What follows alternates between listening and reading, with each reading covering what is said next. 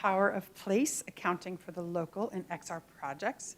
Please help me in joining Lisa Masseri, a Yale professor, in this discussion about local conditions and histories and how these can intersect with the creation and consumption of VR experience.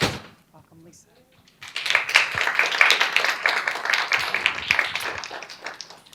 Thank you all so much for joining today for this talk, The Power of Place. So I'm going to begin with a statement and a question. The statement is, in the 19th century, Southern California was promoted as a place of health and rejuvenation. And the question is, does this have any relevance for today's XR projects? So as you can tell by this opening provocation, this is not quite going to be your typical Games for Change talk, but this is a question that really emerged quite organically from my research. So I'm an anthropologist of science and technology, and I've been studying virtual reality's development since around 2016. And I'm going to focus today a little bit on a historical story, but the focus is on lessons that we can take from this history that are relevant for current VR endeavors, particularly in the health and wellness space. So you might wonder how an anthropologist becomes interested in virtual reality. For me, it was because I began to become intrigued by kind of that when VR was reemerging as a commercial entity in the mid-2010s, I was really interested in the fact that it wasn't only being covered as a gaming and escapist platform for entertainment, but also that there was this idea that VR could create good social outcomes. This is the empathy machine rhetoric. I should have given a trigger warning here for some of you, I realize. But it's very important to know that the goal in my research has never been to validate or debunk this claim, but rather to understand why people were so compelled by this idea that VR could be a force of good in our social worlds. So as I began kind of constructing a research project, I was interested in what other unexpected narratives might be accompanying VR during this point of emergence. And two kind of came out that really helped me form my research project. One was that there was an explicit conversation about the role of women, both in VR's history and past, but also in the future, how the role women ought to play in this emerging industry. And the second thing that really surprised me was that this wasn't an exclusively Silicon Valley story, particularly because VR is at the intersection of technology and entertainment. Los Angeles was really becoming a major power center of this industry. So the method of the anthropologist is to conduct immersive, long-term engagement with a particular community. And I ended up designing a research project around the virtual reality community in Los Angeles, particularly with female entrepreneurs and innovators. And I conducted this research throughout the calendar year of 2018. So the part of this research that I'm going to draw out in today's talk is how to think about the way place matters when it comes to the development of technology. In particular, what can we learn about virtual reality when studying it from Los Angeles, as opposed to maybe the stories we're used to hearing about it when you kind of primarily think of it as something emerging from Silicon Valley. And so location obviously matters in both subtle and obvious ways, and one of the first big ways of thinking about the site specificness of Los Angeles is that there really were three industries that were necessary for VR's resurgence in the mid-2010s, and these all have huge role in Los Angeles' ecosystem. This is, of course, entertainment, military and aerospace, which has been prevalent throughout the 20th century, and AAA gaming. And I'm not going to go into it here, but these three, I realized I could take my mask off. Oh, right, so much better.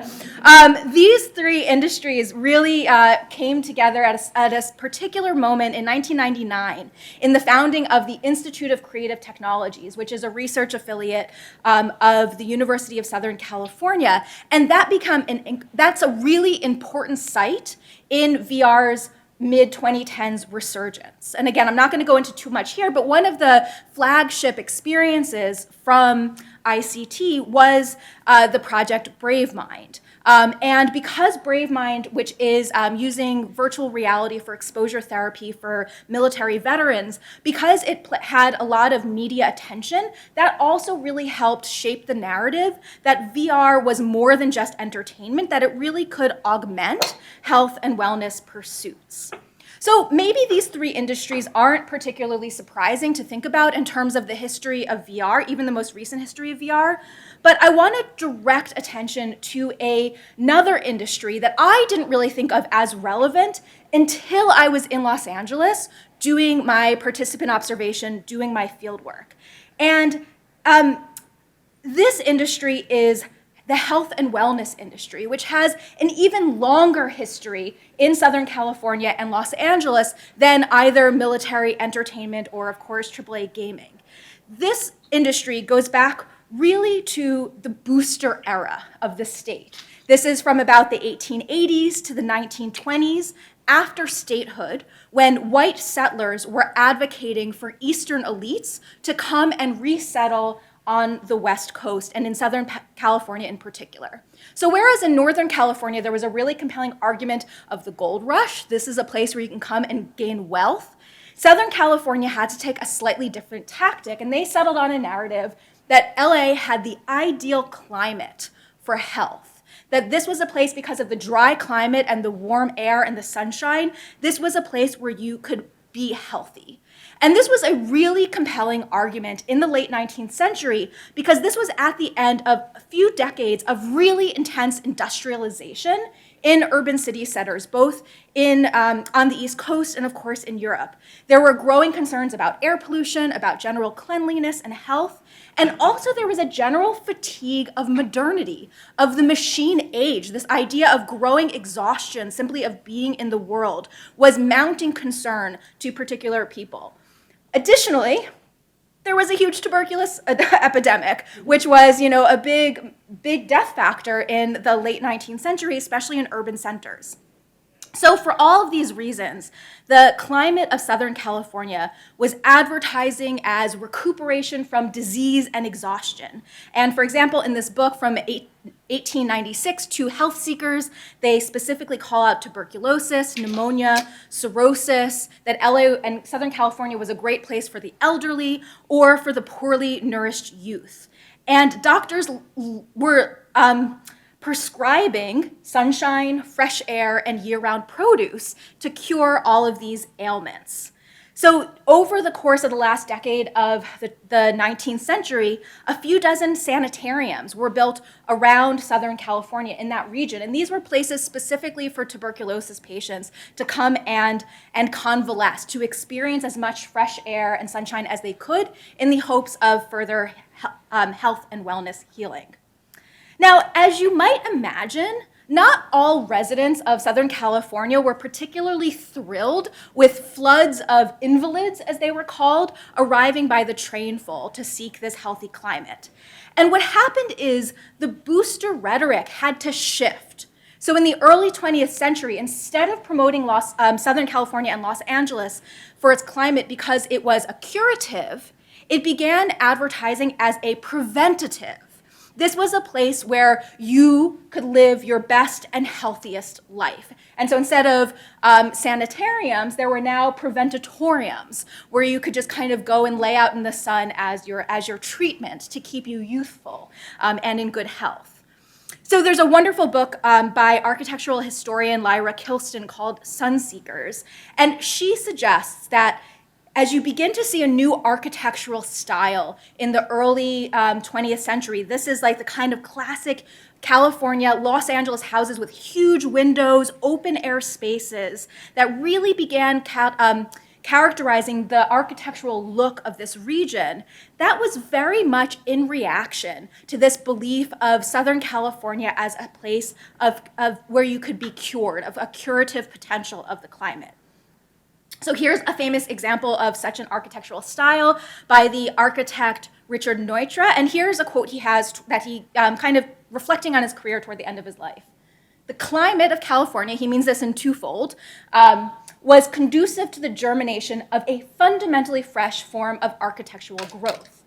This was as important for the cultivation of our innermost well-being as a sensible diet and regular exercise, and this was a connection that I felt I could get across in such a health-conscious climate. So the house that's photographed here, this is Lovell's Health House, which was built in 1929, was built for Philip Lovell, who was a naturopathic doctor, meaning a shingle that he hung outside of his practice read drugless practitioner. And he also had a really popular Los Angeles Times health column. In other words, he was a very early wellness influencer, and this house was built to really evoke the kind of style of healing that Lovell projected to the larger population of Los Angeles. And I just want to draw attention to that, how this quote, the point of this quote is to show how for Neutra, he was able to think about Los Angeles as facilitating a particular kind of technical and creative work that he felt couldn't have been realized elsewhere. So I offer this quote as an example of what it might mean to think about how certain elements of LA's climate, or any place's climate, in this case, though, in LA, this devotion to health and wellness, facilitate particular ways of engaging with a technology like VR and XR. Obviously, this is not to say that the kind of thinking that happened in LA could only happen there, but really just to take seriously these kinds of implications and resonances that come up time and again between place and what's being produced in that place. I mean, after all, the health and wellness industry doesn't disappear after the booster era, it shifts over time. In the 20s and 30s, raw and vegan diets were all the rage in Los Angeles before filtering elsewhere. In the 1940s and 50s, there were all sorts of back to nature movements that both predated and also set the stage for the larger hippie movement that would begin to emerge. And in the 60s and 70s, something really interesting happens in terms of the health industry in Los Angeles. On the one hand, you get the mainstreaming of it. You get the rise of gym culture, Jack LaLanne, et cetera.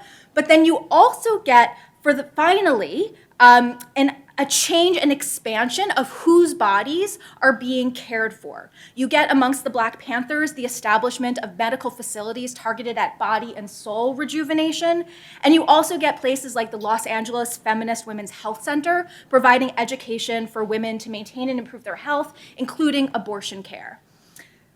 One historian has this kind of great quote to describe what that post-war moment was like in terms of California wellness. She writes, this California in the post-war blended experimentation, political self-determination, and body consciousness into a distinct culture and ideology of wellness, so regionally specific but nationally resonant. And again, this is the point I'm trying to draw out, which is that these kind of trends are emerging from a particular place, but they very quickly spread beyond it and find footholds beyond just this one local city and place.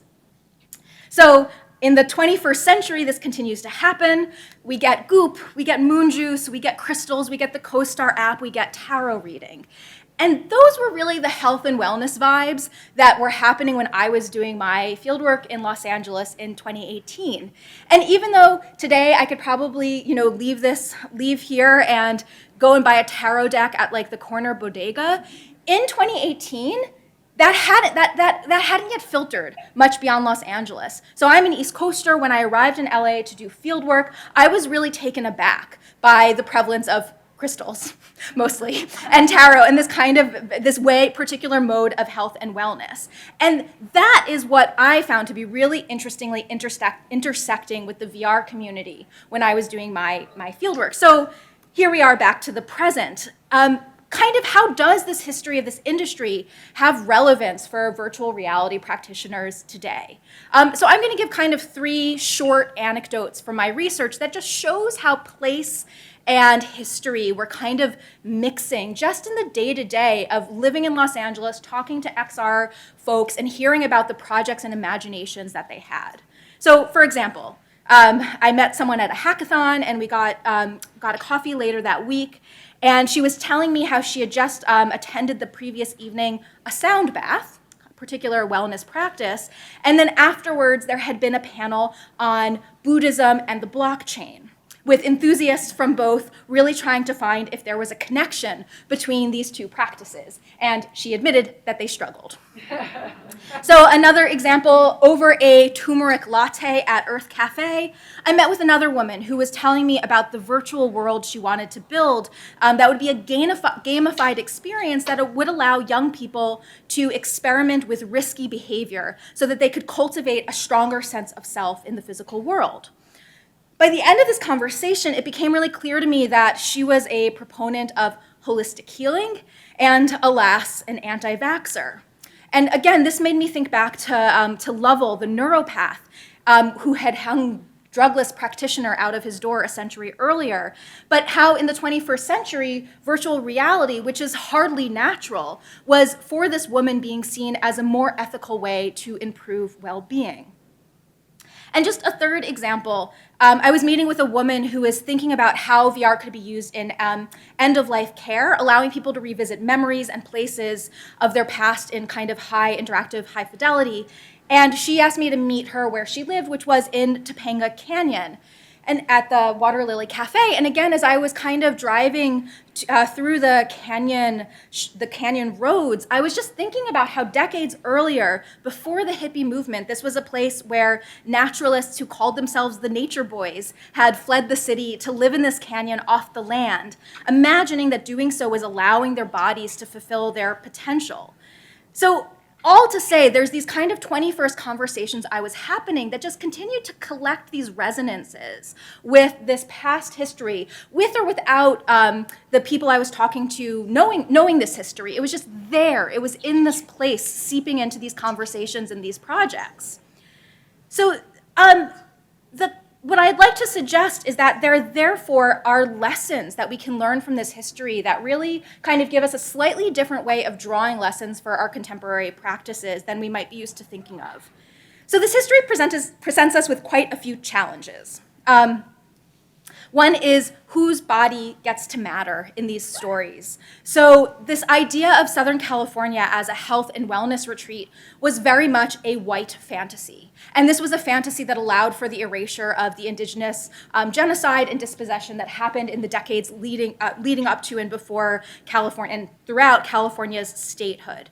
And with this white fantasy came a particular kind of person who was allowed to have this wellness, who was allowed to enjoy and experience this wellness. And it touches quite uncomfortably close to things like eugenics and anti-immigration for particular kinds of immigrants. There was the good immigrants and the bad immigrants that was built into this wellness fantasy. The second kind of challenge is to remember who gets to decide what healthy means.